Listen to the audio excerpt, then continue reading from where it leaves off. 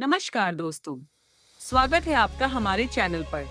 आज हम शुरू करने जा रहे हैं महाकाव्य रामायण के पहले अध्याय की अद्भुत यात्रा। वही शुरुआत जहां से इतिहास, धर्म, प्रेम, त्याग और युद्ध की सबसे महान कहानी जन्म लेती है। तो अपना मन शांत कर लीजिए, थोड़ा कल्पना की दुनिया में खो जाइए, क्योंकि आज से शुरू होती है प्रभु राम की दिव्य कथा। एक महान प्रश्न की शुरुआत। घने जंगलों के बीच शांत आश्रम में बैठे थे महर्षि वाल्मीकि। वे तपस्या, ज्ञान और आत्म संयम के प्रतीक थे।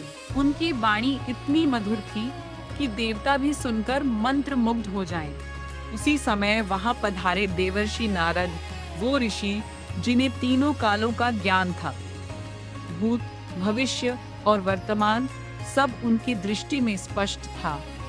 महर्षि वाल्मीकि ने गंभीर स्वर में पूछा, हे नारद, क्या इस संसार में कोई ऐसा पुरुष है जो हर गुण से पूर्ण हो, जो वीर हो, सत्यवादी हो, कृतज्ञ हो, धैर्यवान हो, सुंदर हो, दयालु हो, लेकिन जब क्रोधित हो जाए तो देवताओं के हृदय में भी भय उत्पन्न कर दे। पूरा वातावरण शांत हो गया, जैसे स्वयं प्रकृति भी उत्तर सुनने को उत्सुक हो। और फिर हुआ उस नाम का उद्घोष। देवर्षि नारद मुस्कुराए। उन्होंने कहा, हे मुनिवर, ऐसे सभी गुण एक ही व्यक्ति में मिलना अत्यंत दुर्लभ है, लेकिन हाँ, ऐसा पुरुष इस पृथ्वी पर अवतरित हुआ है। फिर उन्होंने वह नाम लिया जिसने युगों को बदल दिया। इक्ष्वाकु वंश में जन्मे उस महान पुरुष का नाम है राम, रामा। नारद ने राम का वर्णन करना शुरू किया। वे विशाल कंधों वाले, लंबी भुजाओं वाले, तेजस्वी और अत्यंत शक्तिशाली थे। उनकी त्वचा पर नीले कमल जैसी आभा थी। वे धनुर्विद्या में अद्वितीय थे। अपने वचनों के प्रति इतने सत्यनिष्ठ कि प्राण चले जाएं, पर वचन न टूटे।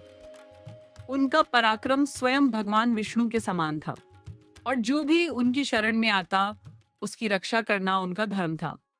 फिर शुरू हुआ पूरी रामायण का दिव्य ट्रेलर। नारद अब वाल्मीकि को राम के जीवन की पूरी झलक देने लगे।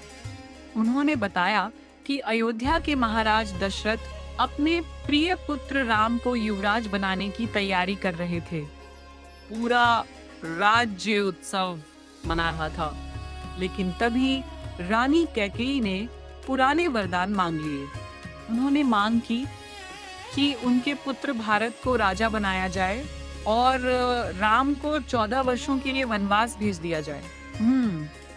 ये सुनकर पूरा अयोध्या कांप उठा, लेकिन राम, उन्होंने बिना क्रोध, बिना शिकायत, शांत चेहरे के साथ वनवास स्वीकार कर लिया, क्योंकि उनके लिए पिता का वचन सबसे बड़ा धर्म था। उनके छोटे भाई लक्ष्मण ने कहा, भैया, मैं आपको अकेले नहीं जाने दूंगा। और उनकी पत्नी माता सीता ने भी वन जाने का निर्णय लिया। इस प्रकार तीनों निकल पड़े जंगलों की कठिन यात्रा पर। वनवास की भयानक यात्राएं। वन में राम ने अनेक राक्षसों का अंत किया। उनका पराक्रम ऐसा था कि उन्होंने अकेले ही 14,000 राक्षसों की सेना का विनाश कर दिया। लेकिन तभी कहानी में प्रवेश हुआ सबसे बड़े खलनायक का, लंका का राजा रावण।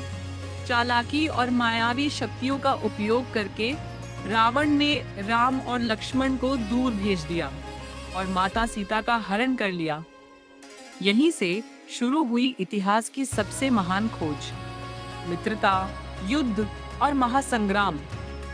राम और लक्ष्मण की मुलाकात हुई वानरराज सुग्रीव और महाबली हनुमान से। हनुमान की भक्ति, शक्ति और निष्ठा ने इस युद्ध को नया मोड़ दिया। फिर हुआ वह कार्य जिसे सुनकर आज भी लोग चमत्कृत हो जाते हैं। समुद्र के ऊपर एक विशाल पुल का निर्माण। वानरों की सेना के साथ राम पहुंचे लंका, और वहां हुआ राम और रावण के बीच भयंकर युद्ध। आकाश कांप उठा, धरती हिल गई, और अंततः धर्म ने अधर्म पर विजय प्राप्त की। राम ने रावण का वध किया और माता सीता को वापस सम्मान सहित अयोध्या लेकर आए। राम राज्य, स्वर्ण युग। जब राम अयोध्या लौटे तब शुरू हुआ राम राज्य। ऐसा समय जहां ना कोई दुख था, ना बीमारी, ना गरीबी, ना अन्याय। हर ओर शांति, समृद्धि और धर्म का प्रकाश था। कहा जाता है कि प्रभु राम ने 11,000 वर्षों तक आदर्श राजा के रूप में राज्य किया और अंत में अपने दिव्य लोक को लौट गए। देवर्षि नारद ने अंत में कहा, जो भी श्रद्धा और भक्ति से इस कथा को सुनेगा या पढ़ेगा, उसके पाप नष्ट होंगे और उसे महान पुण्य प्राप्त होगा। तो दोस्तों, ये था रामायण के पहले अध्याय का अद्भुत आरंभ, एक ऐसा परिचय जो आने वाले महायुद्ध, त्याग, प्रेम और धर्म की नींव रखता है। कमेंट करके जरूर बताइए आपको राम के कौन से गुण सबसे ज्यादा प्रेरणादायक लगे।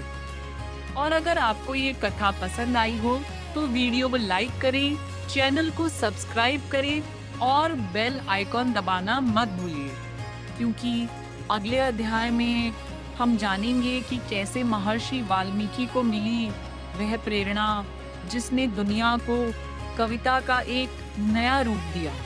फिर मिलेंगे अगली दिव्य कथा में। जय श्री राम।